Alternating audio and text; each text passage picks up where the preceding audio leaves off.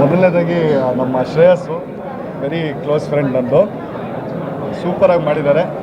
As Vishnu ತುಂಬ ಚೆನ್ನಾಗಿ ಮಾಡಿದ್ದಾರೆ. ಬೇಸಿಕ್ಲಿ ವಿಷ್ಣುಪ್ರಿಯ ಬಗ್ಗೆ ಹೇಳ್ಬೇಕಂದ್ರೆ ಸೂಪರ್ ಒಳ್ಳೆ ಒಂದು ಲವ್ ಸ್ಟೋರಿ ಚೆನ್ನಾಗೆ, ಅದರಲ್ಲಿ ನಮ್ಮ ವಿಷ್ಣು ಆಗಿ ಶ್ರೇಯಸ್ಸು ತುಂಬ ಚೆನ್ನಾಗಿ ಮಾಡಿ ರಿಯಲ್ ಲವ್ ಟ್ರೂ ಲವ್ ಏನು ಅಂತ ತೋರಿಸ್ಕೊಟ್ಟಿದ್ದಾರೆ.